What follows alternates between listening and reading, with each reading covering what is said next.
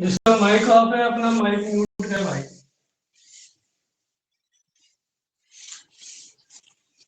ये देखने जाती है ये वाइट कलर लगा दे ये सिलिकॉन वाला है और ये अच्छा भाई, हमने स्टार्ट करना था आज ही शाहजहां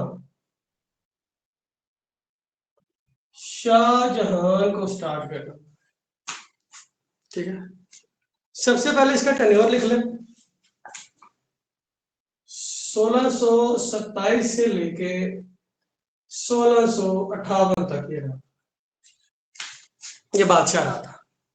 1627 से लेके 1658 तक बादशाह रहा था ये।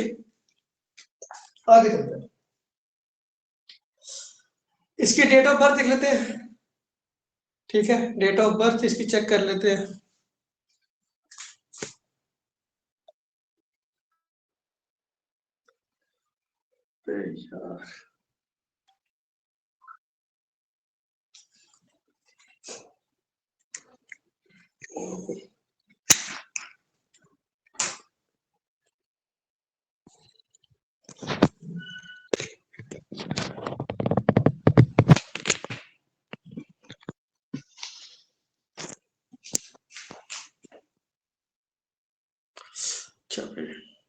मैसेज देख लूं किसका आया हुआ था।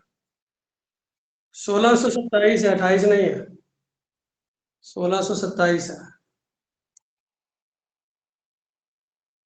हाँ, वो स्क्रीन लॉक लग गया था एकदम से, उस वजह से वो ऑन ऑफ हो गया।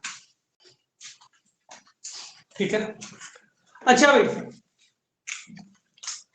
गिराबी वाला 1592 में ये पैदा हुआ है। शाहजहां 1592 में पैदा हुआ है।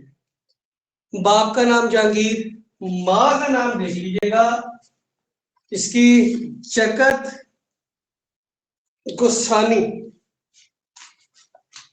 माँ का नाम इसकी देख लीजिएगा जगत गोस्वामी। जगत गोस्वामी इसकी माँ का नाम था। ठीक है जनाब, जगत गोस्वामी। इसका असल नाम जो था, असल नाम इसका था जनाब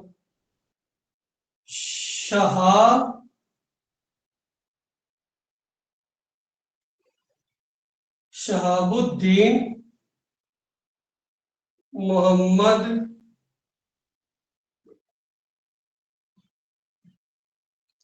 खुर्रम। शहाबुद्दीन मोहम्मद खुर्रम, जैसे वो था ना जलालुद्दीन मोहम्मद अकबर, इसी तरह इसका नाम था शहाबुद्दीन मोहम्मद खुर्रम।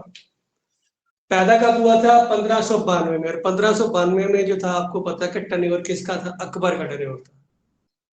ठीक है, अकबर की स्क्रीन क्लियर है कि नहीं? स्क्रीन क्लियर है कि नहीं है? बताइए एक बार। सर क्लियर है, सबको क्लियर है। बच्चे अपने पर नेट चेक कर लेना एक बार। अच्छा, जब ये पैदा हुआ है, बच्चे अपने पास नेट चेक कर रहे हैं, एक बार अपने पास एक बार नेट चेक कर लो। अच्छा, जब ये पैदा हुआ है उस टाइम टेन्योर किसका था? अकबर का। आप लेफ्ट करके दोबारा ज्वाइन कर लो मनीषा। ये अकबर का टेन्योर था जब ये पैदा हुआ। अकबर की पहली बीवी थी ना, पहली बीवी, मैं रिपीट कर देता हूँ, 1592 में पैदा हुआ। माँ का नाम जगत गोस्वामी, माँ का नाम जगत गोस्वामी। पूरा नाम शहाबुद्दीन मोहम्मद खुर्रम इसका था, शाहजहां का पूरा नाम शहाबुद्दीन मोहम्मद खुर्रम। अच्छा, जब ये पैदा हुआ टेन्योर किसका था? अकबर का। अकबर की पहली बीवी, अकबर की पहली बीवी उसका नाम था रुकैया बेगम। रुकैया बेगम ये अकबर की पहली बीवी थी। Akbar first wife. खुर्रम की क्या लगी है? दादी। ऐसे ही है, खुर्रम की दादी लगी ना। बच्चों, शाहजहां की परवरिश इसने की थी। रुकैया बेगम जो इसकी दादी थी, अकबर की जो पहली बेगम थी, इसमें से औलाद कोई नहीं थी अकबर की। इसमें से कोई बच्चा नहीं था अकबर का। ठीक है, इसने पाला था शाहजहां को। ठीक है, इसने पाला था शाहजहां को। आगे चलते हैं। बादशाह बनने से पहले, बादशाह बनने से पहले जहांगीर ने इसको गवर्नर लगाया था। काफी इंडिया की साइड पे ना, साउथ इंडिया वाली साइड पे काफी जगहों पे वहां पे जाके फतह कर और उन जगहों पे जाके अपनी हुकूमत बना। वहां पे जाके बैठ और अपनी हुकूमत बना। उन इलाकों में ना बच्चों, उन इलाकों में लिख लेना कभी आएगा। सबसे पहले दक्कन का इलाका, उसके बाद बिहार, गुजरात, दिल्ली,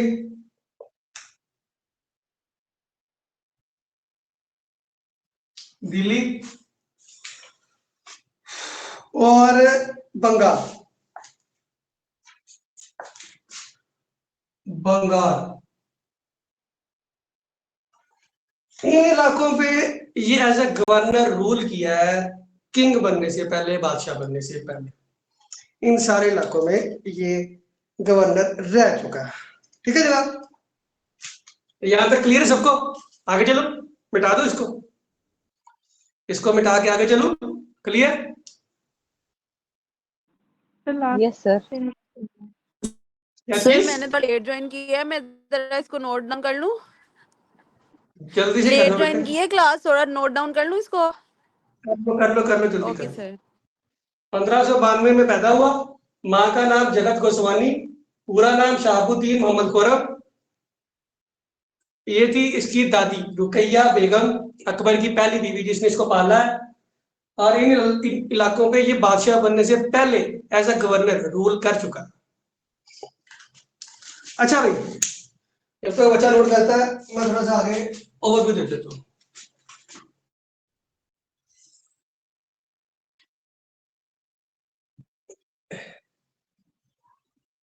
एक लड़की थी जनाब, अंजुमन, अंजुमन, अंजुमन बेगम। बस इसका पूरा नाम था अंजुमन बानो बेगम। ये बेटी थी अशराफ खान या आसिफ खान, आसिफ खान में लिखा, आसफ खान की। आसफ खान, आसफ खान कौन था जनाब? ये कल मैंने लिखवाया था आप लोगों को, शायद अगर किसी को याद हो तो। ये नूर जहां का भाई था। नूर जहां जहांगीर की बेगम, उसका भाई था ये। ठीक है, उसकी बेटी थी अंजुमन बानो बेगम। यही अंजुमन बानो बेगम आगे जाके क्या बनती है? मुमताज बेगम। मुमताज बेगम, मुमताज बेगम। ठीक है, अच्छा लिख लिया बच्चे आपने? Yes sir. हाँ जी सर, लिख ली है। ओके,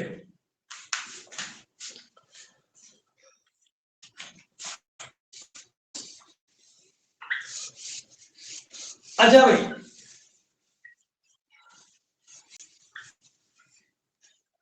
वो थोड़ा सा मैंने ऊपर ओवर भी लिखा साइड पे, वो देख लीजिएगा। अच्छा, अब आसफ खान जो है वो क्या है? शाहजहां का फादर इन लॉ, ससुर, ऐसे ही है। एक दिन बादशाह सलामत आए इसके पास, my dear father in law, ठीक है, वो वाला साहब जो होता है। उसने कहा कि अगर रूल करना है ना, अगर रूल करना, शाहजहां किसको कह रहा है? अपने ससुर को। अगर रूल करना है ना तो पूरा खानदान मारना पड़ेगा, रॉयल फैमिली जितनी है सारी मारनी पड़ेगी, एक एक बच्चा मारना पड़ेगा, सारी रॉयल फैमिली मारनी पड़ेगी, एक एक बच्चा मारना पड़ेगा, ठीक है।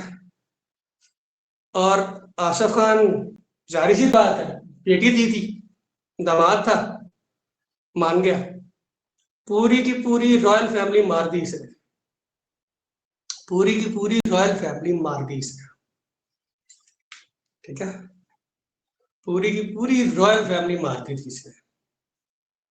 इसके कहने पे शाहजहां ने पूरी फैमिली मरवा दी, सगे भाई मरवा दिए, सौतेले मरवा दिए, ठीक है, ताकि मेरे आगे कोई पैदा ही ना हो सके कि जो आगे ये कहे कि मैंने तेरा तख्त लेना। साइकी ये थी, ठीक है। नूरजहां की सारी औलाद मार दी इसने, बचा कोई नहीं। हाँ जी, हाँ जी बच्चे, बच्चों स्क्रीन क्या बुला रहा है? बुला रहा है स्क्रीन, बताइए। No, sir. ठीक है, वो वाला अब आ रहा, अब आ रहा ना सर? ओके, अच्छा भाई आगे चलते हैं।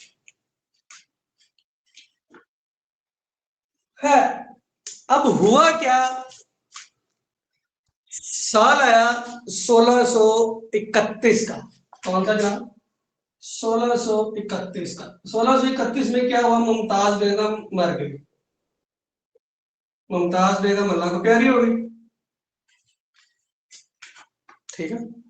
मुमताज बेगम मर गई और ये उसके जो हम लोग स्टोरियां कहानियां सुनते हैं कि उसके इश्क में मुब्तला हो गया, ताजमहल बनवाया, फला फला फला फला, ऑल दैट रीजन। अच्छा, इसके मरने की किसी को वजह पता कि मुमताज बेगम मरी किस तरह थी? एनीवन? एनीवन?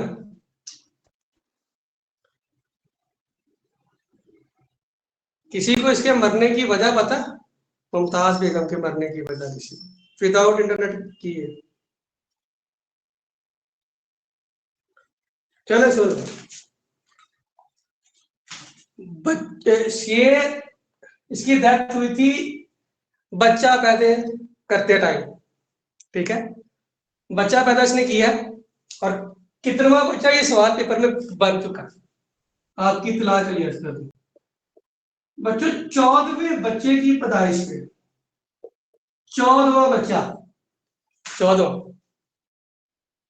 14वें बच्चे की पैदाइश पर इसको प्रॉब्लम हुए और ये उसमें सरवाइव नहीं कर सकी और ये अल्लाह को प्यारी हुई, ठीक है।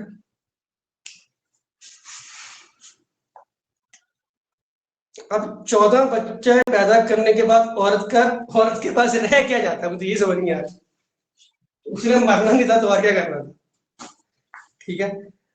और पेपर में ये भी सवाल बना कि वो बच्चा था कौन? वो बच्चा था, वो बेसिकली बच्ची थी, बेटी थी, उसका नाम था गौहर बेगम। गौहर बेगम, गौहर बेगम। इस बच्चे की पैदाइश के दौरान ये मर गई। और जो स्टोरीज बनी है ना कि शाहजहां इसके इश्क में मुब्तला हो गया था, खाता कुछ नहीं था, पीता कुछ नहीं था, सोता नहीं था, जागता नहीं था, वो फला फला फला जो भी था, इसके मरने के थोड़े अरसे बाद ना उसने इसकी छोटी बहन से निकाह कर लिया। बस ये प्यार था। कभी रिसर्च करना इस पर। इसकी मौत के थोड़े दिन बाद उसने इसकी छोटी बहन से निकाह कर लिया शाहजहां ने। शाहजहां की जो शादियां है ना बच्चों, वो 112 है। कुछ 112 कहते हैं, कुछ 122 कहते हैं। इसके इसके इसी राउंड राउंड इसकी टोटल शादियां 112 122 राउंड अबाउट। कभी शाही किले होके आए आप में से? कौन कौन बच्चे ऐसे जिसने शाही किला देखा हुआ? कौन कौन सा बच्चा ऐसा जिसने शाही किला देखा हुआ?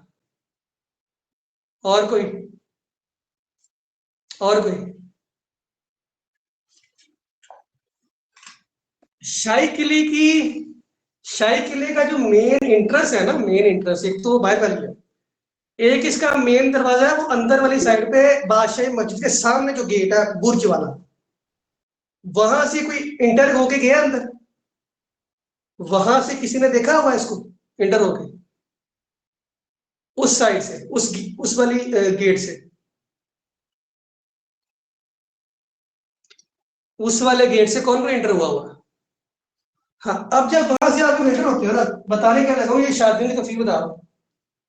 वो जो मेन गेट वहां से आप जैसे इंटर होते हो ना,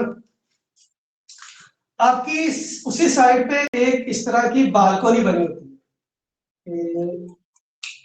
इस तरह की बालकनी है, उस बालकनी में गेट बने इस तरह से, सात सात सात सात सात सात, देखे हुए? वो छोटे छोटे छोटे छोटे गेट बने हुए हैं, जैसे एक कमरा टाइप होता है, छोटे छोटे कमरे, कुछ नीचे बेसमेंट में, कुछ ऊपर, कुछ ऊपर, इस तरह से वो लाइन में बने हुए हैं दोनों साइड्स पे। देखे? किसने देखे है वो? कभी कोई नोट किया हो इस चीज को? वो छोटे छोटे कमरे बेसिकली थे क्या? वो हर बीवी का एक एक कमरा था। वो हर बीवी का एक एक कमरा था कि फजूल वो बैठने के लिए उन्होंने बनाए थे। हर हर कमरे में एक एक रखी हुई थी उन्होंने। ठीक है, वो एम ही नहीं इतना फैला हुआ शायद किला। 112 बीवियां, 122 बीवियां संभालना भी सलीम, शाही किला भी इसी ने बनवाया था? अकबर ने बनवाया था।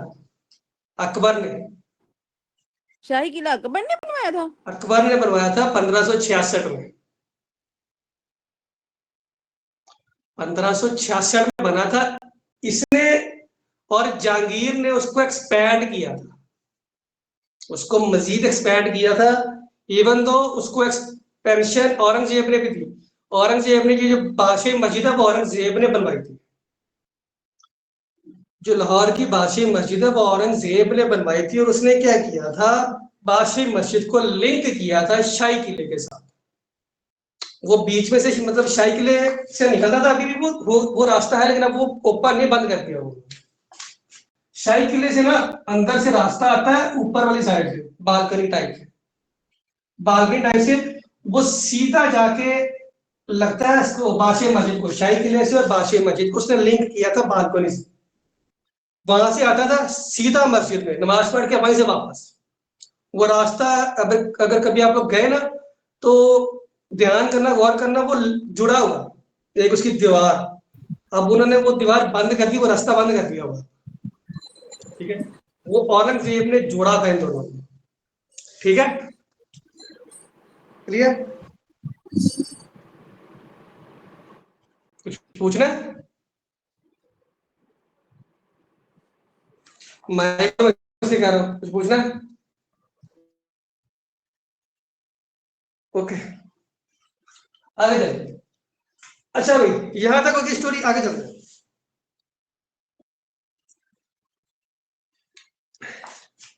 फिर इसने इसकी थोड़ी सी कंस्ट्रक्शन की साइड भी आ जाते हैं। थोड़ी सी कंस्ट्रक्शन देख लेते इसने क्या क्या किया। लाहौर का शालीमार बाग, शालीमार गार्डन 1641 के अंदर। उसके बाद मोती मस्जिद, मोती मस्जिद, इसकी डेट नहीं है मोती मस्जिद की। ये मोती मस्जिद दो है। गौहर बेगम था। अंजुमन बेगम का बाप था आसफ खान, ये लिखा हुआ आसफ खान। ठीक है, ये नूर जहां का भाई था, नूर जहां का भाई था ये आसफ खान। ठीक है, ये बताया था मैंने। अच्छा, मोती मस्जिद, ये दो है, एक आगरा के अंदर है, एक लाहौर में है। एक आगरा में, एक लाहौर में है, दो है। इसको स्टार्ट किया था जहांगीर ने, लेकिन मुकम्मल कंप्लीट इसको किया था शाहजहां ने। ठीक है, ये मोती मस्जिद। उसके बाद आप लोग आ जाओ ताजमहल में, जिसका सबसे बड़ा शाहकार था ताजमहल। 1642 की डेट पड़ती है इसको। इसकी डेटें डिफरेंट है, ये बहुत एक्सपेंड हुआ है बाद में। ठीक है, कोई कहता है 1637, कोई 1638, 41, 42, कोई 1653 भी कहता है। ठीक है, जो बाहर इसका ताजमहल का जो है ना बाहर वाला, वो एरिया वो कंप्लीट तकरीबन बाद में हुआ था जाके, लेकिन एक्चुअल में 1642 ज्यादा मोस्ट समझी जाती है, रिलायबल कि ये वाली ठीक है भाई। उसके बाद इसने क्या बनवाया, लाहौर में एक मस्जिद है, मस्जिद वजीर खान। किसी ने देखी, किसने देखी है मस्जिद वजीर खान लाहौर में? बादशाही मस्जिद तो सबने देखी होगी, ये देखी किसी ने मस्जिद वजीर खान? उसके सामने एक शाही इमाम भी है, वो भी किसी ने शायद किसी ने देखा होगा, कहीं गया हो? कोई नहीं। मस्जिद वजीर खान, ये पेपर में सवाल बनाओ कि मस्जिद वजीर खान है किधर, तो ये लाहौर में है। मस्जिद वजीर खान 1641 में, 1641 में बनी थी। अच्छा, इसको मस्जिद वजीर खान क्यों कहते हैं, ये सुन लो। शाहजहां का एक वजीर था, शाहजहां का एक वजीर था, ये उसके नाम पे है। उसका नाम था हाकिम अली। नाम तो सब पढ़ने आगे लंबा चलता है, लेकिन मैं हाकिम अली लिखा उसे, हाकिम अली उद्दीन, कुछ तरह करके नाम है इसका, और नंबर हाकिम अली शाहजहां का वजीर था। इसने इसका इनिशिएटिव लिया था मस्जिद का। तो शाहजहां ने कहा था तू मस्जिद बनवा, मैं अपना साथ दूंगा, जैसी मस्जिद बनवानी वैसे बनवा। तो फिर उसके नाम पर ये रख दी गई थी मस्जिद वजीर खान। लाहौर में है, ठीक है, लाहौर में है, दिल्ली गेट, दिल्ली गेट के अंदर है। वहां पे अगर आप दिल्ली गेट इंटर हो ना, तो इंटर होते साथ ही आपकी लेफ्ट साइड पे आता है शाही इमाम, वो भी बहुत मतलब तरीकी है। ये जो आपके जितने बादशाह सलामत थे ना, ये नहाने के लिए वहां पे आते थे, शाही इमाम इसको कहा जाता है। वहां पे अगर अंदर जाओ ना तो बड़ा खूबसूरत है। मतलब औरतों के लिए उन्होंने अलग बनाया था, मर्दों के लिए अलग, ठंडे पानी का अलग, गर्म पानी का अलग, तो वो बड़ा अंदर उसका सिस्टम है। कभी चक्कर लगे ना लाहौर तो वो देखना जरूर। मस्जिद वजीर खान आ गई। और क्या बनाया था जनाब, दिल्ली का Lal Qila, red fort, red fort Lal Qila भी इसको कहा जाता है। ये दिल्ली के अंदर है, इसकी भी डेट एग्जैक्ट नहीं मिलती। ये भी 1640-38 के राउंड अबाउट ही है। शाही हमाम, शाही हमाम उन उसके सामने नहीं है, थोड़ा फासले पे है। वजीर खान मस्जिद अंदर करके है, वो स्टार्ट में ही है। शाही इमाम स्टार्ट में है, उससे थोड़ा सा आप आगे जाओगे अंदर वाली साइड पे तो फिर आती है मस्जिद वजीर खान। आमने सामने नहीं है, ये ना समझ लेना, उसके आमने सामने मार्केट है उसकी, मसालों की, बहुत स्मेल आती है वहां से। अच्छा, रेड फोर्ट लाल किला, एक और स्टोरी मैं आपको बताता हूँ। लाल किला के अंदर इसने एक बनाया था पीकॉक थ्रोन। इसको जो नाम दिया जाता था ना वो था आवाज नहीं आ रही सर आपकी। क्या क्या कह रही हो, आवाज नहीं आ रही मेरी? आपकी कट हो रही है। बच्चे आपका नेट खराब है, आवाज ठीक है मेरी? ठीक है सर। Yes sir. बच्चे आपके पास नेट इशू है। रेड फोर्ट लाहौर में नहीं है, दिल्ली में है, दिल्ली में है। दिल्ली का लाल किला, दिल्ली का लाल किला है, वो बताया मैंने। इसके बाद इसने आगरा में भी बनवाया था, आगरा फोर्ट। इसने एक आगरा में भी फोर्ट बनवाया था, आगरा फोर्ट। एक मेरी बात याद रखना, कोई कंस्ट्रक्शन आ गई ना, अगर कोई कंस्ट्रक्शन नहीं आती, किसने बनवाई थी? शाहजहां का नाम लिख देना, तो क्या मोस्टली कंस्ट्रक्शन इसकी है, मोस्टली कंस्ट्रक्शन इसकी, ठीक है। तो अगर कोई तुक्का मारना हो तो शाहजहां का लगाना, किसी और नहीं लगा देना। अच्छा, सर इसको इंजीनियर बादशाह भी कहते हैं, इंजीनियर बादशाह इसको शाहजहां को। हाँ, तो इंजीनियर ये क्या है, जी जी सर। ये इतनी कौन कंस्ट्रक्शन करता है, और ये अगर आप जाकर देख लो तो वो पूरा पूरा शहर उसमें आता है।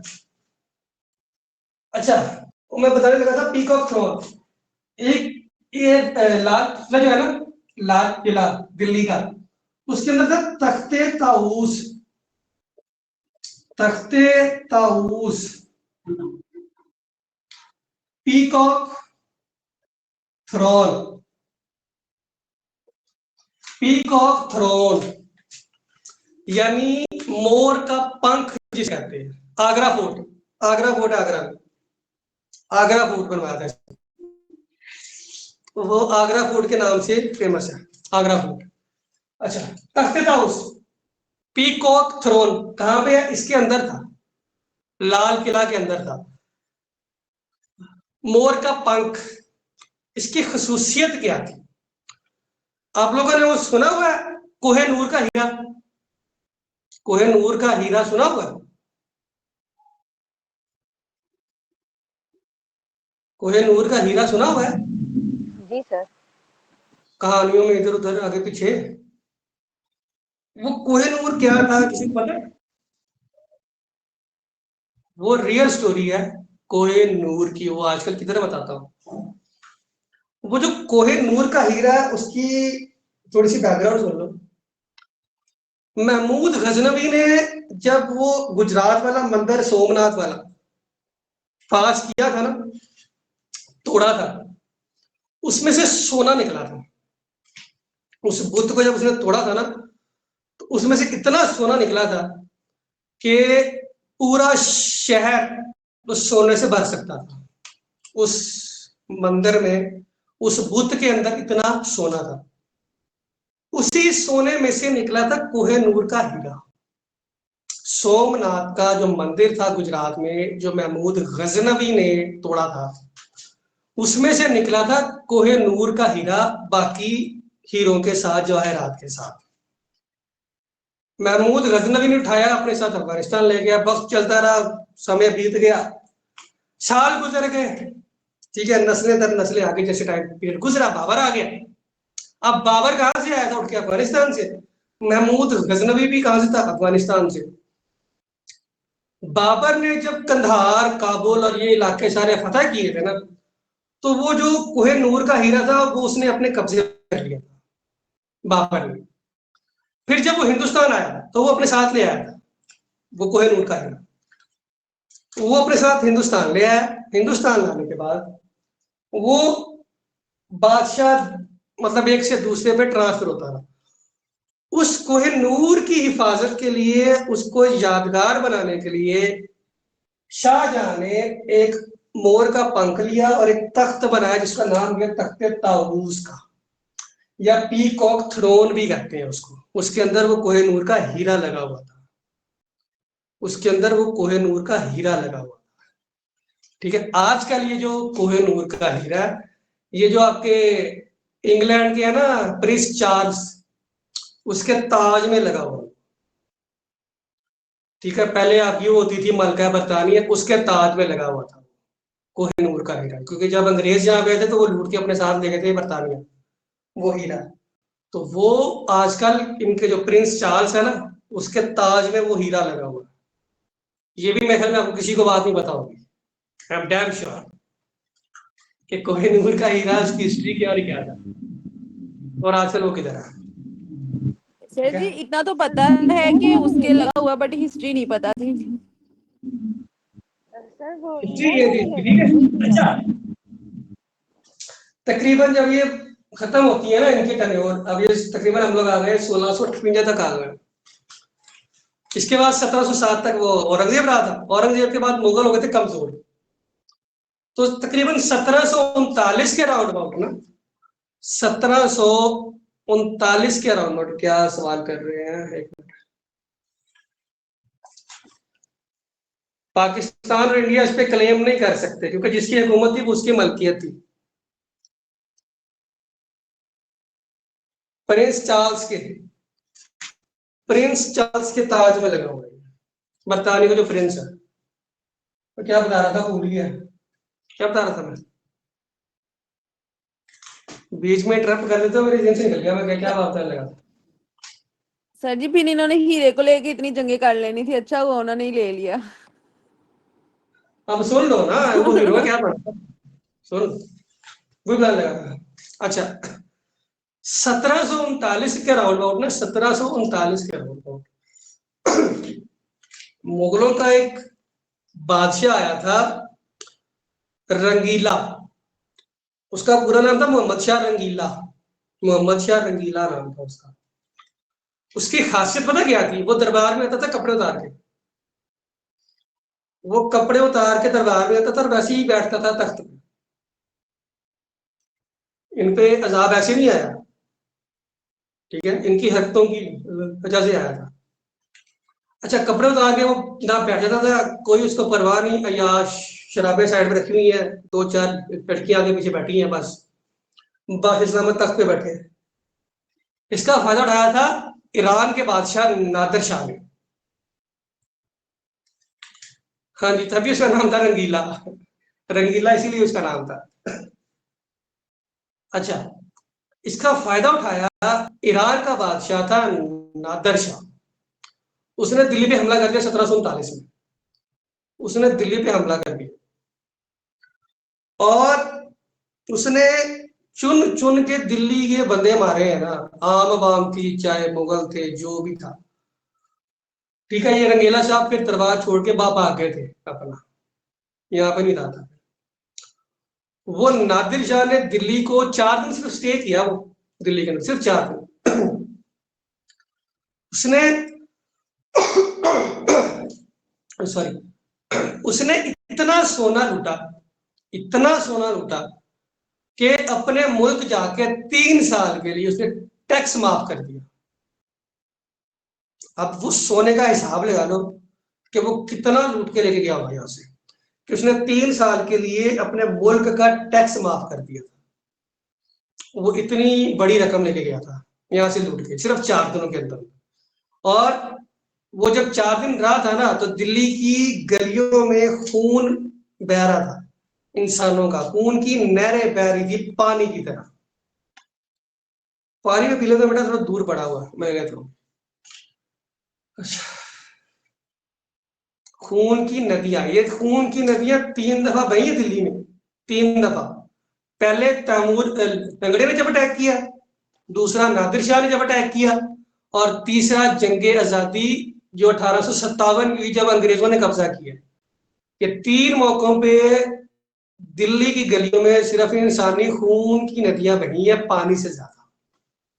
ये 3 मौके ऐसे थे कि कहते हैं कि दिल्ली 3 दफा लूटा गया था, 3 दफा दिल्ली लूटा गया था, ठीक है। अच्छा ईपी का थ्रोन भी हो गया, इसकी कंस्ट्रक्शन भी हो गई, शादी भी हो गई, आगे क्या था और भी सवाल। हाँ अब आ जाते हैं इसके बच्चों की तरफ। बच्चे रह गए इसके, बच्चे तो खैर लातादार बच्चे थे, क्या है कहने के बादशाह थे ना, मौजी आदमी थे।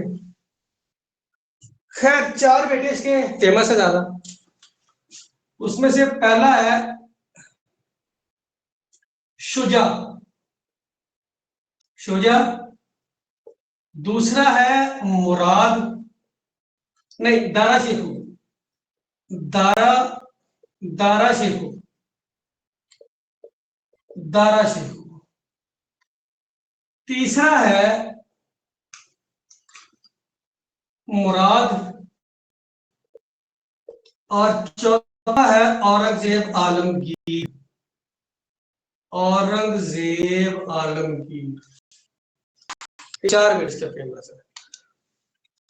इन 4 में जाने से पहले एक जंग रह गई, वो सुन लो, मैं मेरे जिंदगी वो नाम लिखते हो।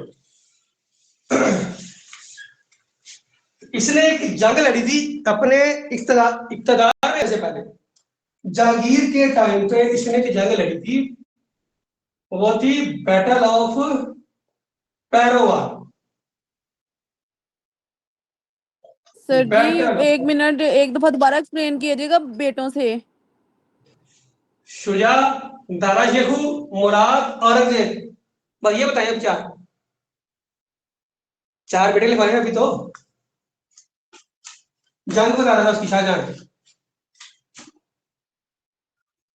शुजा, दारा शेखू, मुराद, औरंगजेब। जी ठीक है ओके, सर, बैटल ऑफ किसने लड़ी थी ये? शाहजहां ने, बता रहा हूं। बैटल ऑफ पैरोवार, ये पैरोवार का इलाका पड़ता है जलंधर वाली साइड पे। इंडिया का जो जलंधर है बेटा, उसमें सबर जो मैं आ रहा हूँ वो औरंगजेब की है, इसकी नहीं। वो बैटल ऑफ जो आप कह रही हो ना, सब वो उसकी औरंगजेब की है, वो इसकी नहीं है। बैटल ऑफ पैरोवार, जलंधर, इंडियन पंजाब में ना जलंधर वाली साइड पे ये पड़ता है पैरोवार। कब हुई थी? 1608 में। ये इसने लड़ी थी अपने भाई के खिलाफ। एक साइड पे था खुरम, दूसरी साइड पे इसका भाई था खुसरो, जो मैंने लास्ट लेक्चर में भी बताया, बैटल ऑफ पैरोवार। उसमें खुसरो के साथ थे सिख, सिख इसके साथ, और इसके साथ जहांगीर होता, मुगल अंपायर की जितनी फौज थी वो सारी इधर, उनके साथ सिख थे। सिखों की शह पे वो आया था। नतीजा क्या हुआ? जंग जीत गया, ये हार गए। ठीक सर है, ये खुर्रम कौन था? खुसरो। और आपने क्या लिखा, खुसरो और किसके दरमियान हुई थी ये जंग? बेटा पहले तो आहिस्ता बोलो, मैं कौन सा इंडिया बैठा हूँ इधर ही हूँ। आप पूछो। सर जी मेरा नेट का बड़ा मसला है ना, इसलिए मैं पूछ रही हूँ कि जंग किसके दौरान हुई, किसके दरमियान हुई थी? खुरम और खुसरो, शाहजहां का असल नाम खुरम था ना, तो मैंने वो लिखा है। ये बेसिकली शाहजहां उसका भाई था खुसरो।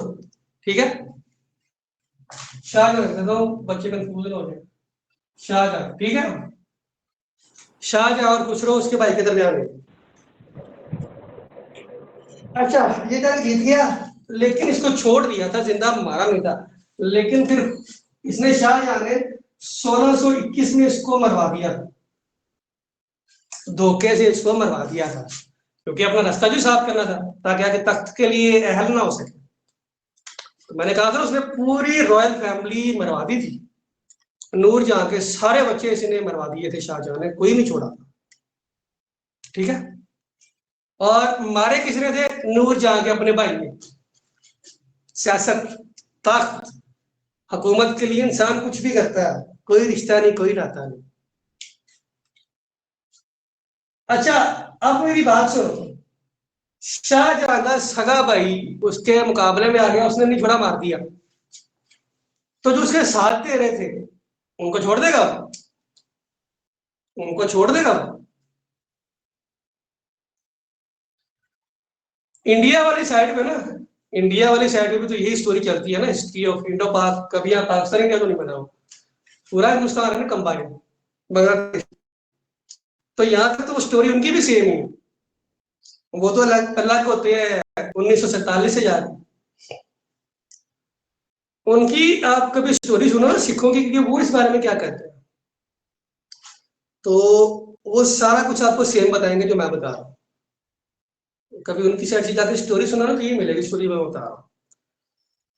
अच्छा, उसमें वो एक चीज कहते हैं, वो लोग एक चीज कहते हैं, अब जो आपकी ऑपोजिट पार्टी होगी ना, वो हमेशा आपके आपके अगेंस्ट सच बोलती है, आपके अगेंस्ट सच बोलती है ऑपोजिट पार्टी, याद रखना।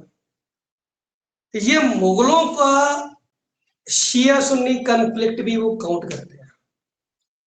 जो शिया सुन्नी फसाद वाला चक्कर है ना, ये सिख काउंट करते हैं कि मुगल दौर में ये चीज स्टार्ट हुई थी। अब वो हुई किस तरह से थी? वो ये कहते थे कि हुमायूं के दौर से हुई। वो कहते थे बाबर सुन्नी, हुमायूं शिया हो गए। कैसे? वो ईरान गया था, जो मैंने आपको बताया था कि ईरान के बादशाह ने उसकी हेल्प की थी। ठीक है, तो उसने शर्त पे कहा था कि तुम शिया हो जाओ तो मैं तुम्हारी हेल्प करता हूँ अफगानिस्तान और इंडिया फतह करने में। ठीक है, अच्छा, खुरम, सॉरी, हुमायूं शिया हो गया। उसके बाद वो कहते हैं कि अकबर भी शिया था, जहांगीर भी शिया था, शाहजहां भी शिया था। कहते औरंगजेब आके सुन्नी हो जाता बाद में, वो लोग ये कहते हैं।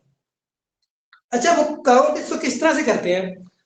वो कहते हैं यहाँ पे सिलसिले चलते थे दो।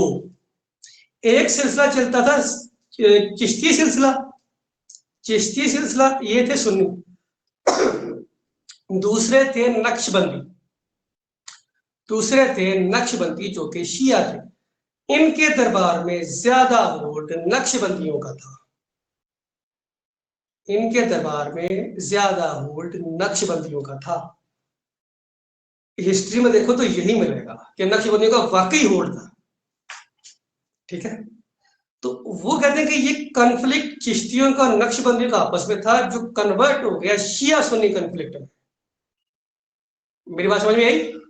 पॉइंट क्लियर हुआ? थोड़ा सा टफ था।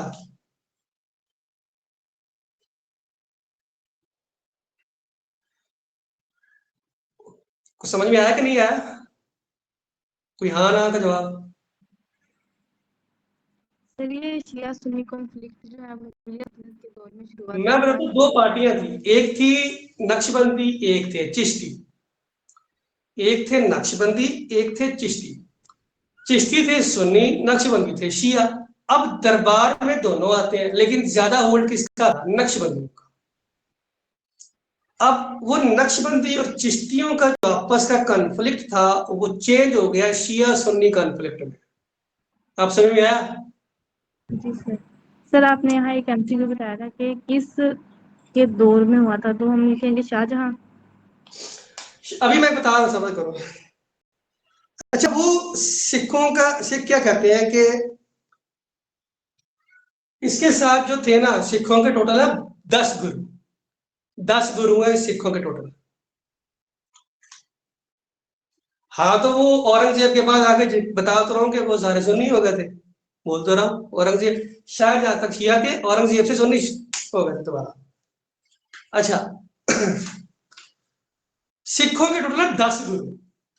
ठीक है, पहले बाबा गुरु नानक से स्टार्ट होते हैं, 10वें गुरु तक आते हैं। ये भी एग्जाम का सवाल है। इसके साथ थे 5वें और 6ठे गुरु, उनके 5वें और 6ठे गुरु इसके साथ, 5वें 6ठे गुरु। सिख कहते हैं कि इनकी शहादत हो गई थी, वैसे ही बोलते हैं, शहादत ही बोलते हैं। तो शहीद कर दिया गया था, ठीक है, मजबूर किया गया था शहादत पे। किसने किया था? शाहजहां ने। ठीक है, अब मेरी बात सुनो, वो उसने अपना सगा भाई नहीं छोड़ा, तो ये तो छोड़ेगा? कभी भी नहीं छोड़ेगा। उसने ये सिख मारे थे, शाहजहां ने सिख मारे, राज्य के मारे, जहांगीर ने भी मारे। ठीक है, इवन औरंगजेब ने भी मारे। सिखों के साथ मुगलों को अजल कराया था। ठीक है, और फिर एक और कुदरत का निजाम चेक करो, इसने ये 2 बंदे मार दिए, इनके 2 गुरु मार दिए इसने शाहजहां ने। इसका अपना बेटा दारा शेखू, इसका अपना बेटा दारा शेखू बीमार हो गया, बीमार हो गया, बीमारी का इलाज नहीं मिल रहा था। क्या किया? सिखों के हॉस्पिटल से इलाज करवा के लिया, वो ठीक हो गया। 2 गुरु मारने के बाद वापस किधर गया? अपने दुश्मनों के पास, बच्चा ठीक कराने। और थोड़े से वो हालात सिखों के साथ इसके ठीक हो गए। क्यों? बेटा ठीक कर दिया था। हाँ जी, इस पे फिल्म भी बनी है, दारा पे फिल्म भी बनी है। अच्छा, सिखों के साथ इसके मामला ठीक हो गए, दारा शेखू के ठीक होने के बाद कि मेरा बेटा ठीक कर दिया उन्होंने। औरंगजेब को ये बात चुभ गई, ये तू सिखों के साथ किधर से आ रहा? क्योंकि वो कह लो कि कट्टर किस्म का जो इस्लामिक पैरोकार कहा जाता है कि वो बड़ा इस्लाम था, मौलवी टाइप आदमी था। उसके भी कारनामे बताता हूँ क्या थे। वो सारा उसने एक इस्लाम का लिबादा उड़ा हुआ था औरंगजेब।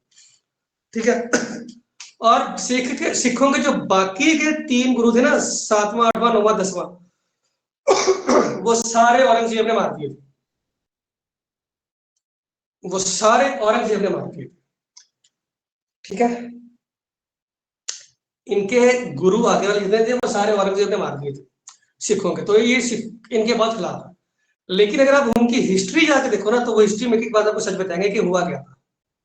ठीक है, वो पूरी कन्फ्लिक्ट करते हैं कि हमारे गुरु जो शहादत हुई थी वो हुई कैसे, उसकी वजह क्या थी, वो पूरी जंग बताएंगे कि उसके पीछे जो असल वजह थी वो बैटल ऑफ पैरोवार थी। अगर ये बैटल ना होती तो ये सिख मरने नहीं थे, और ये मरते ना तो इनका थोड़ा सा मामला ठीक है मुगलों का सिखों के साथ। क्लियर हुआ ये सारा? सारा क्लियर हो गया? मैंने एक दो पॉइंट बताने आगे, फिर उसके बाद उसको खत्म करना।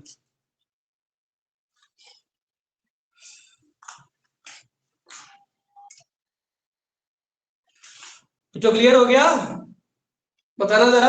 हाँ जी क्लियर है सर सारा कुछ। ठीक है भाई। अच्छा भाई, अब शुरू हो गया आगाज।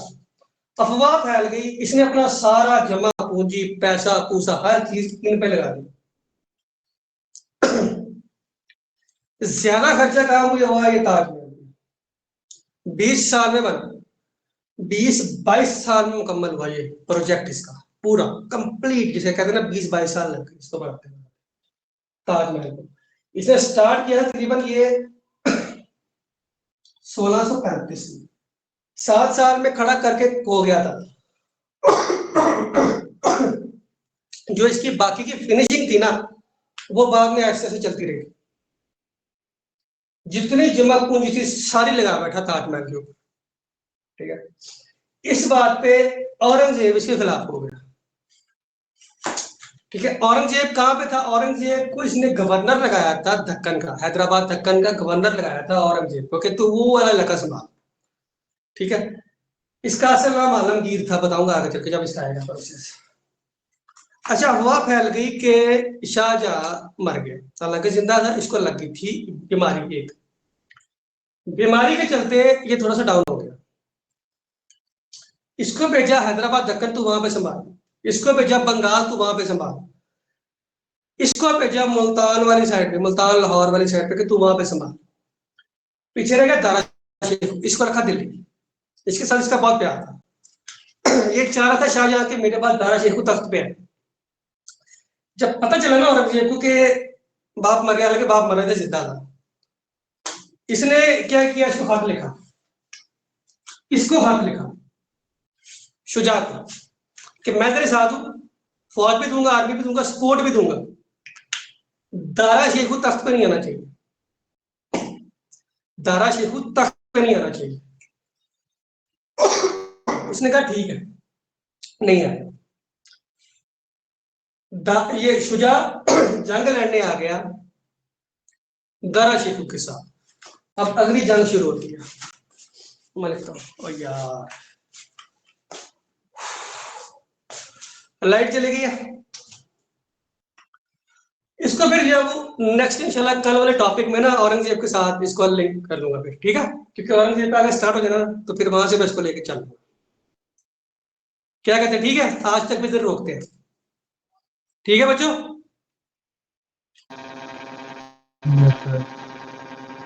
Okay sir. आज इधर रोकते हैं। समझ आया सबको? और तो नहीं हुए? लाइट आ गई। जी सर। बोर तो नहीं हुए?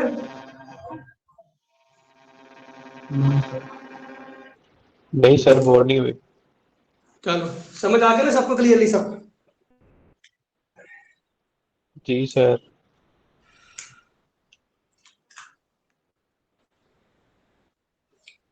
कौन से 3 सन थे?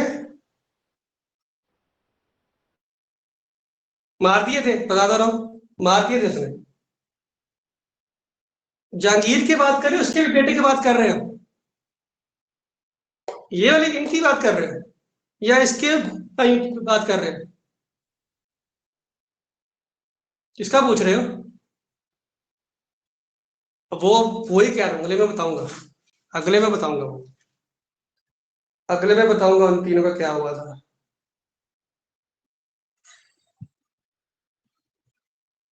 दिल्ली को 3 दफा लूटा था, 2 दफा नहीं, 1 दफा।